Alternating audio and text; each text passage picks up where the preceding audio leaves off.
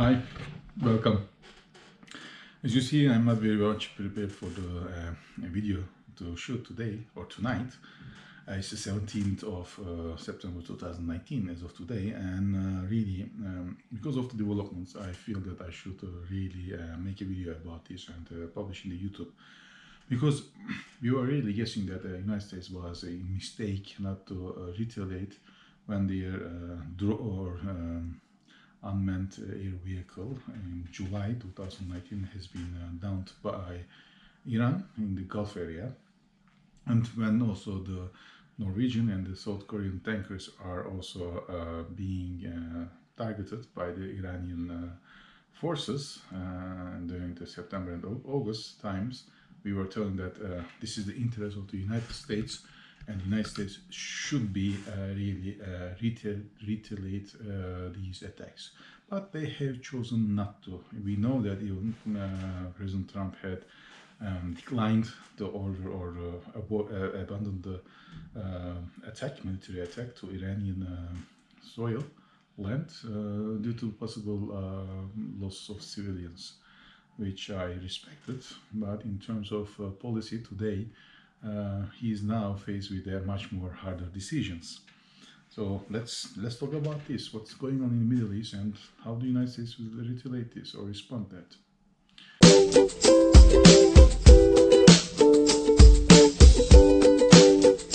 Now we know that 2 days ago, some say some groups in Yemen have targeted some of the oil facilities in Saudi Arabia via drones. This is the first time that I have seen such attacks, a big attack that caused a big financial, let's say, impact on the market. And the oil prices have increased by 19 to 20%. Now it's around $65 per barrel in the market. And we have already told in our July videos that I'm going to share the links also below, that this is Middle East, and in Middle East there are different ideas. It's not how President Trump is thinking. President Trump is following or persuading a Jefferson way. Unless the American interest or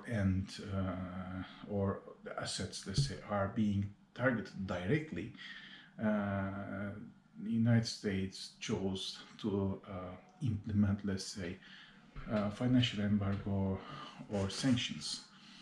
And but I was saying that those tankers and the unmanned air vehicle is a direct asset or assets of United States, although the flags belong to, let's say, the Norwegian or the South Korean. It's not because of that. It's because the interest is that the oil prices or the international financial market is a direct interest of the United States. Indeed, United States have not been now facing such a loss, because the increasing or high oil prices means much more money for United States companies in the oil and gas industry. That's a fact, so they are benefiting from this. But in the long run, also, it's not good for the global economy. High prices in the market is going to push developing countries and also developed countries in the Europe and elsewhere, the developing countries, which means that the globalization, because now there is such a network between all countries, rich, poor, it's not a fact, it's not a concern. And there will be impact in the globalization, and the developing countries is going to show reaction to that, because once the oil prices are coming up, and today as we are having a minimum economic activities between these countries, it means that they are going to pay for more for the energy, since they are not going to manufacture or produce more goods and sell it to other countries. It will be a problem for developing countries, and there will be a lot of, I will say, problems in the economy, which means that even the developed countries will face the consequences of these actions. Therefore, such equilibrium and responsibility belongs to the United States as the global power, the most powerful nation in the earth. That's why we were believing that United States should be answering that. because in Middle East, the real balance is power.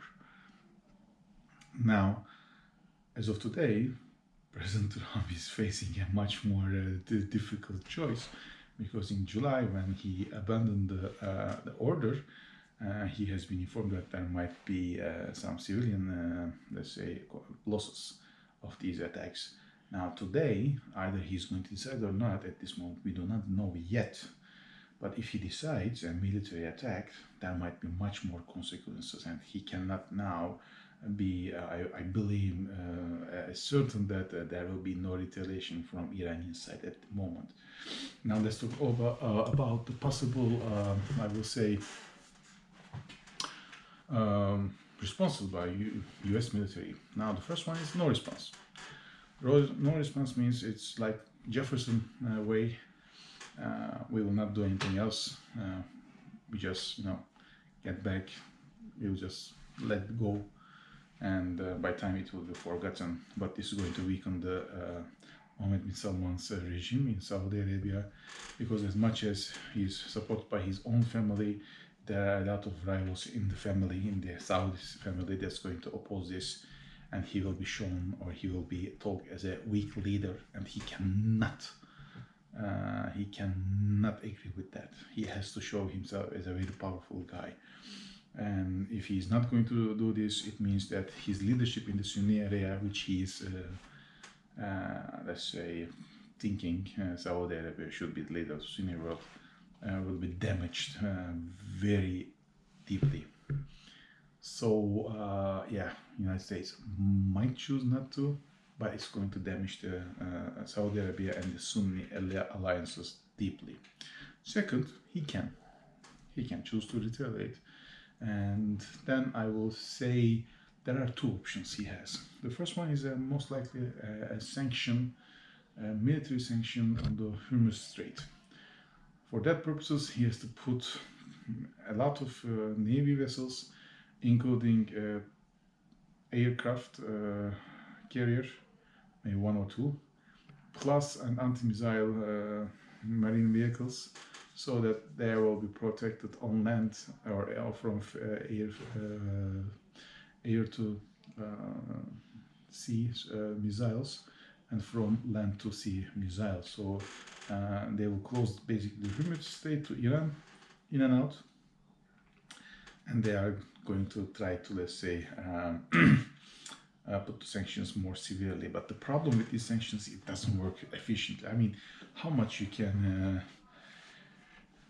really make it tighter. Iran always finds a way to escape from those. So, which means that really the borders from Turkey, Armenia, Azerbaijan, and that goes even to Iran through the Caspian Sea. I mean, it's not easy. Since it's not easy, it will be very, very hard, and it will be, I think, really not the best option they can.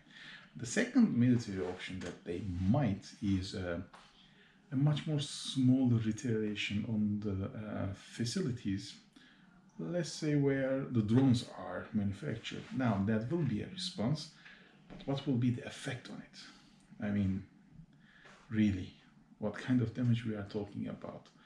It's not the same response or the same level that the Saudis are at this moment feeling or encountering to. So really, this is not going to be the best. So it should be much more harder. For those targets that I am now talking about, they are well protected by the Iranian army.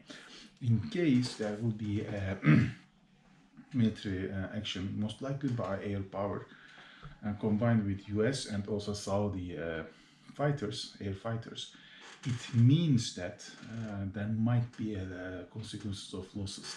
Now, if there will be such attack, we have no idea at this moment how the Iranians will respond.